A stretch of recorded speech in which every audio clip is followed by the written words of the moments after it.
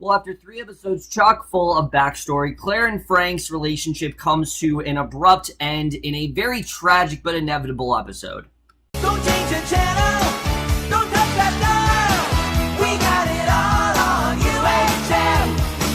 Take off your sneakers. Over the sea to sky.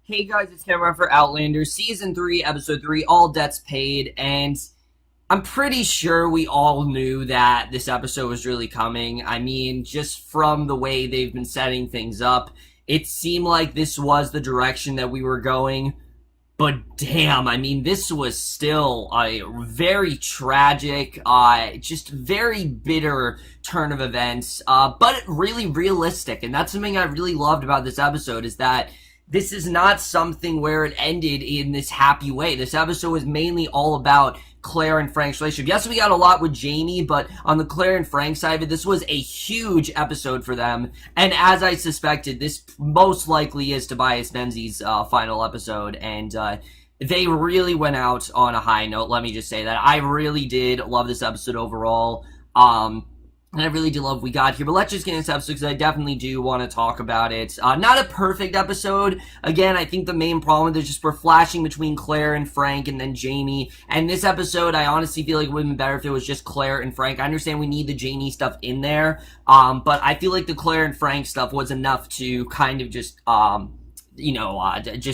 just have the whole episode be them and have the whole focus be on Claire and Frank, but I still really did like what we got with Jamie in this episode. But let's just get into this episode because I definitely do want to talk about it. And we start things off where we're opening up in 1956 Boston, and I'm like, holy shit, it's coming very quickly because again, we're really rushing through things here, but it's in a good way. It's not like *Halt and Catch Fire* where they're just speeding through things to the final season. We have to speed through things because it'd be boring if we didn't. And we're at breakfast with Claire and Frank is making what he calls a proper English breakfast because Bree asked for Eggo waffles, and he kind of wanted to, put her on the right track. So they're doing a bit of, they're doing a bit, you can tell they're trying to be like a legit husband and wife, and she suggests a trip to the movies that night since she doesn't have class, and I like seeing this because immediately you can tell Claire's really settled into this role as just being, his wife, and she's trying to be, have that position, and Frank likes the idea, but informs Claire he has actually seen both movies, Carousel, and, I don't remember what the other one was, but the suggestion he gives, is that it was on dates with other women, and, this is something that we pretty much kind of knew we were going in, because in Surrender, they had the twin beds and everything, and they pretty much talked about having an open marriage, which is not going to work out. Anytime someone says, let's have an open relationship, it never ends up working out, but that's what it seems like that's kind of where it seems like they're going here, and it's something that goes on throughout the course of this episode, but right now, they're just kind of ignoring it. It's a problem, but they're not really doing anything about it. We'll get into that in a little bit, but I did think this was a very strong way to open up, like I said, a very tragic episode. So over on Jamie's side of things, we go to Ardsmuir's prison in 1755, which is just a really horrible place. It's all dark, it's very ominous, and immediately when Major John Gray is first, pretty much first is welcome to this, he is very turned off because it's just very dark and he doesn't really like it at all, but he is taking up his new post when he realizes he's acquainted with one of the prisoners, that of course being Red Jamie. And I really like the character of Major John Gray because he's a huge step forward from what we've seen so far. Major John Gray is not at all a bad guy. In fact, he's not even an antagonist. He's the complete opposite of that. Jamie is really the only prisoner with irons around his wrist and ankle, showing how scared the Redcoat guards are of them, which I like seeing that. They're scared of Jamie because they think that he will just break free at any second. But we know that Jamie, made that promise to Jenny and Ian that he'd stay there to, protect them and everything. So he heads down into the cells where the rest of the men who are in the yard, and the prisoners then call Jamie McDub, pronounced McDoo, and it means the son of the Black after his father, who was called Black Brian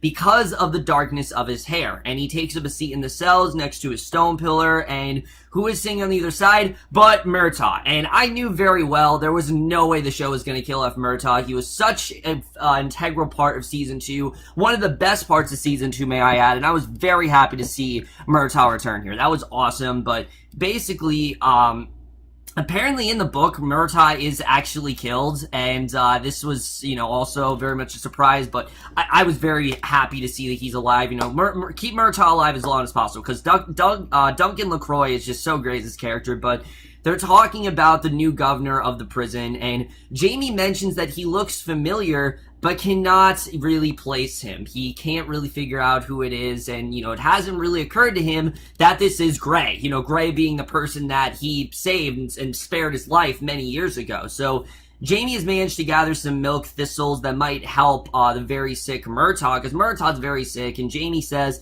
that he learned the trick with the thistles from Claire. And he's taken to meet the new governor, Major Gray, and Gray knows who he is, but he does not reveal this to Jamie, which I thought was interesting. He didn't reveal that to him, because he does have a debt to pay to Jamie, and that's a big part of this episode. Everyone kind of has a debt to pay. That's why this episode's called All Debts Paid, because he has a debt to pay to Jamie. But the meeting's very brief. They're talking about rats, and Gray is taken aback by the fact that the prisoners actually try to catch them and eat them, which is just horribly disgusting. But I guess when you're in a prison that terrible, that you just pretty much take what you can get, because you need to survive in some way. So yeah, why not just eat a rat? And Jamie does pretty much talk about his dominance in the situation with a piercing stare before he's taken back to the lower cells. And again, as much as we are rooting for Jamie, Jamie is kind of creepy here. You get the sense he's kind of running the show here. He's very much feared by all these characters, and I did think this was, again, an interesting sort of change for Jamie here.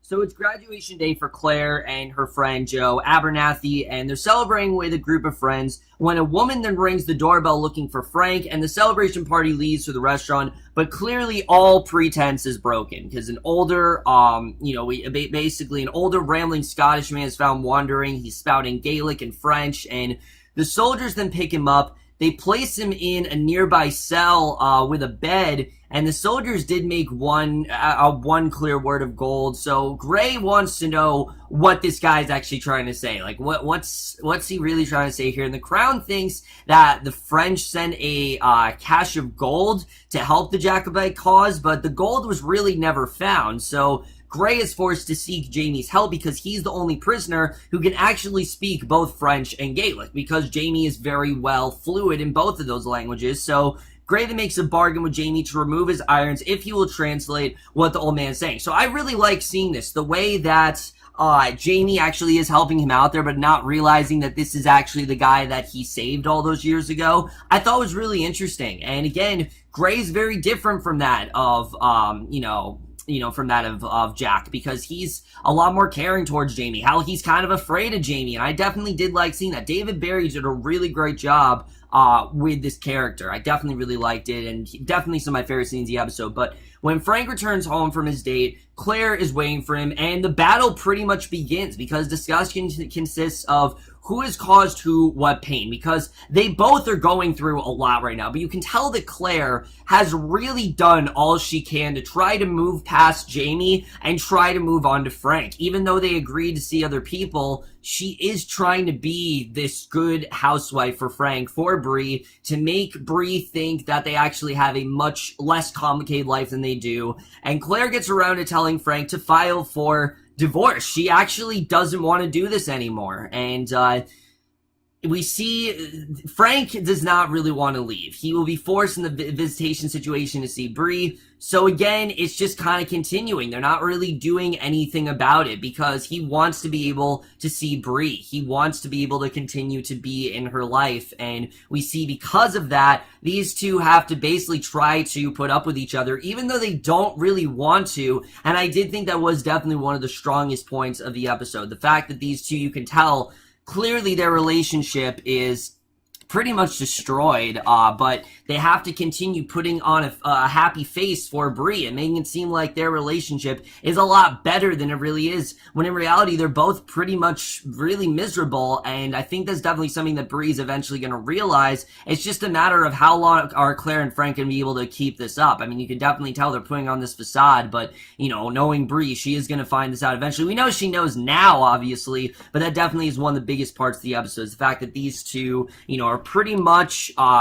not that they can't stand each other, they just realize they're not really compatible anymore, and we definitely do see that here. So during the discussions with the rambling old man, he mentions to Jamie something about a white witch, and Jamie's trying to determine if there's really anything truly about the gold, but the old man says the white witch is seeking a strong man. He goes into all the Mackenzie clan that are dead, and the man rambles on a little more about the white witch before he dies. And if you remember, when Claire was in France, briefly, people were thinking she was a witch. Even Jamie at one point thought that she maybe could be a witch, and he thinks that maybe this white witch could actually be Claire. And when Gray tries to get from Jamie what the man said, he can tell Jamie is holding something back. Though it's not what Gray thinks it is. Gray is actually threatening to force Jamie to talk, but Jamie informs him that there's really nothing that he could possibly do that's not already been done. And yeah, I mean, I would very much agree with that. I mean, Jamie's been through hell and back when it comes to, you know, Blackjack, and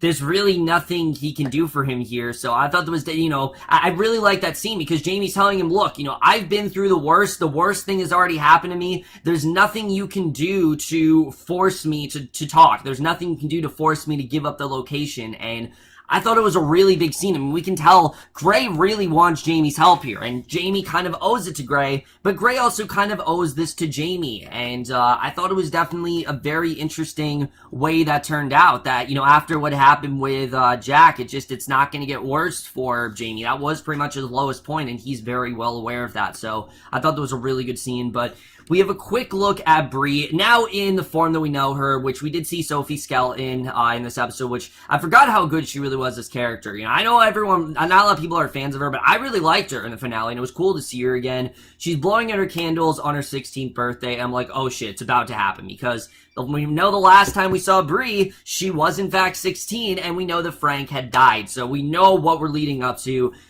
We do go back to the prison, though, with Jamie. He's attempting to doctor Murtagh, and Jamie tells Murtagh what the old man rambled on about and reveals that he mentioned the White Witch. And they talk about Claire.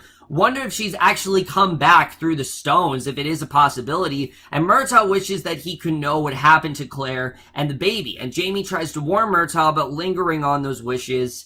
And, because it's only going to bring pain, really, from not knowing that. As much as I think Jamie wants to know where Claire's gone on and, you know, what she's really been up to all these years, he also has faced the fact that maybe this is the last time he's going to see Claire. Maybe this is the last time that, you know, they'll ever be acquainted. Maybe he just has to go on in his life. And again, it's kind of like Claire. He's now kind of facing reality, and we're definitely seeing that here. And it's a sad scene because, you know, we know these two are going to be reunited very soon. It's definitely going to happen, but I really do love the way this is setting things up. Murtagh, you can tell he knows that she is definitely still out there, and I'm looking forward to seeing where this does take us, especially once we get back to the present time.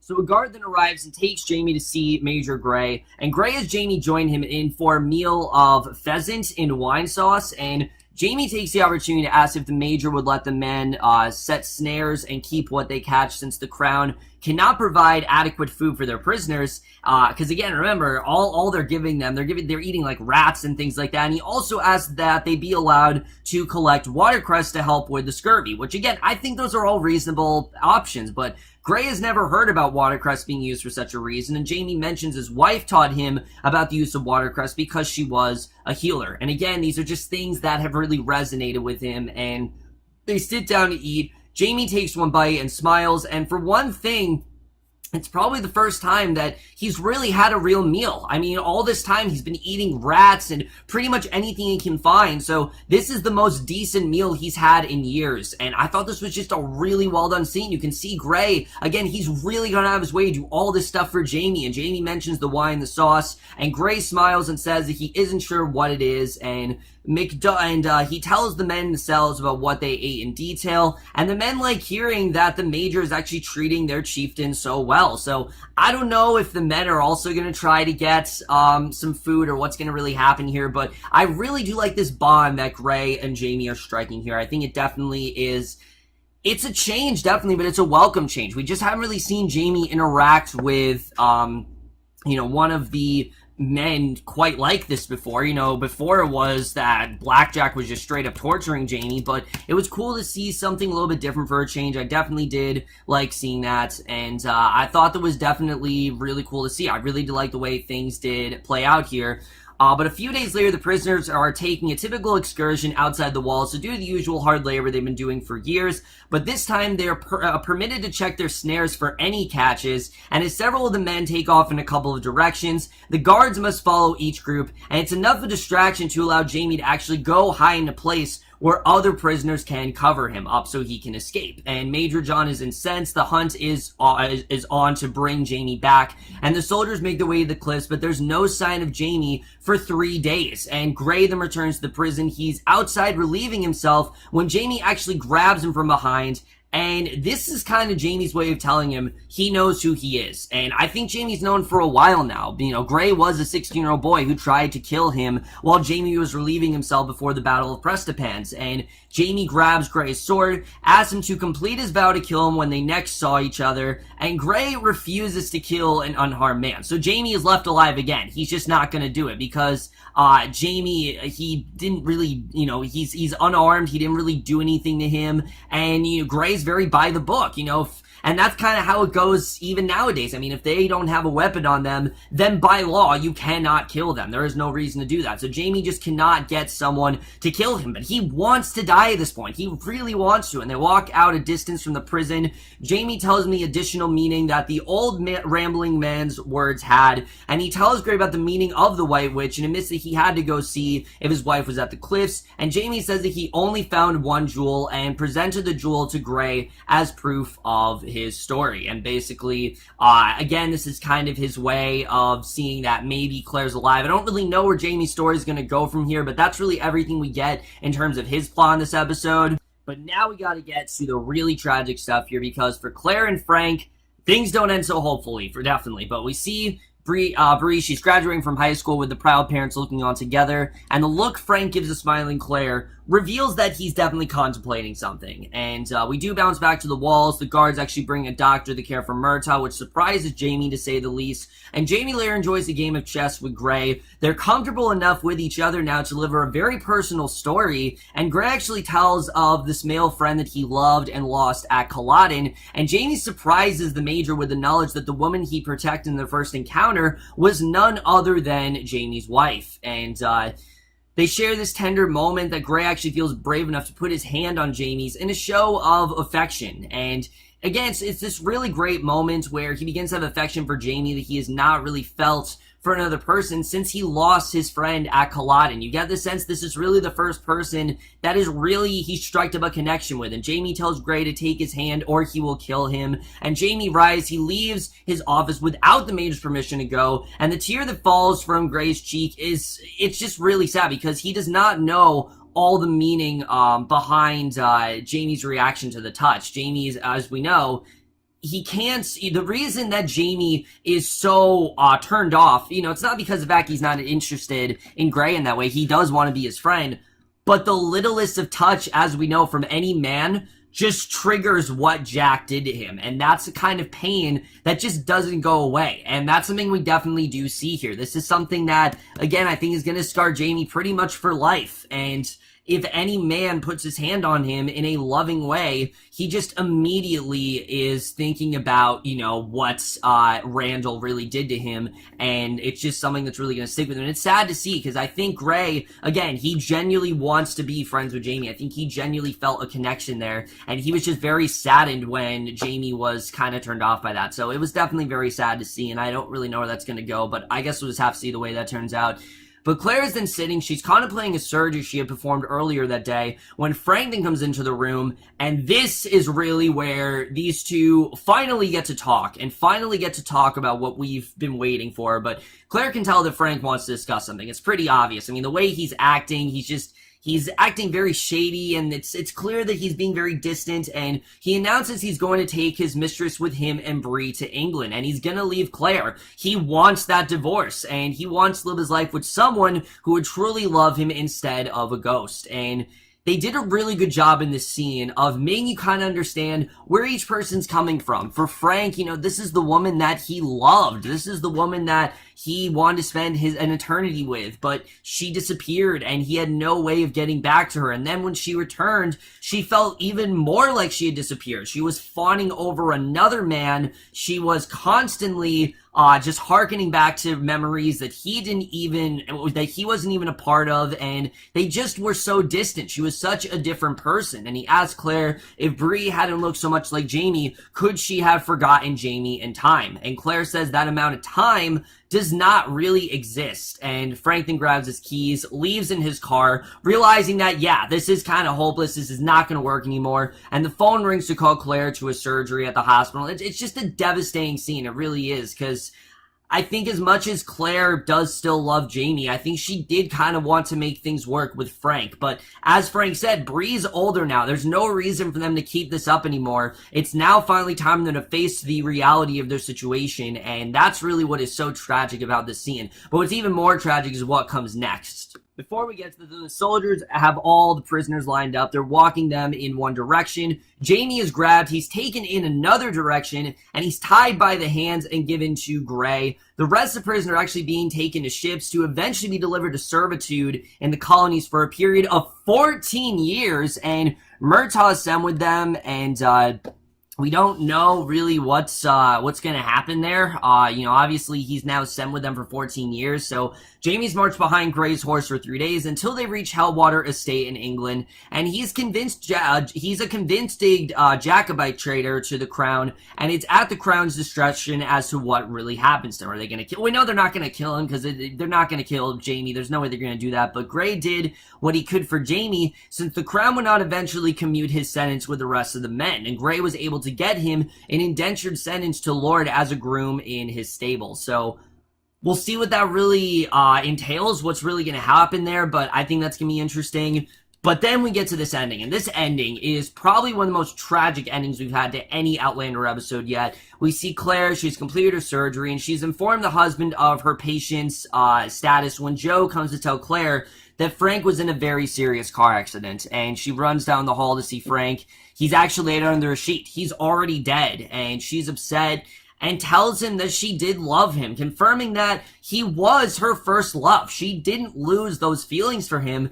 It just kind of went to Jamie, and she loved Jamie even more. And she paid her debt to go back to Frank and be safe to raise her child. Remember that promise. She made Jamie in France when he wanted to kill Randall, and Gray had paid his debt by giving Jamie back his life. And we see Jamie has paid most of his debt to the crown, but he was delivered to Hellwater, and that's kind of what's going on there. And Claire's now also freed to pretty much take her future in whatever direction she wishes. So as tragic as this may be, this really is giving Claire finally the opportunity to write her own story. She's no longer has to put on this story that she just doesn't want to do anymore. She no longer has to pretend to have this affection for someone that she just doesn't have anymore. And I thought it was just a very satisfying way to end the episode. It's very tragic that Frank is gone, but I think definitely moving forward it's going to be a very welcome change that really does take her story in any direction possible. So, like I said, guys, this was definitely a really tragic episode, but it was really inevitable. I mean,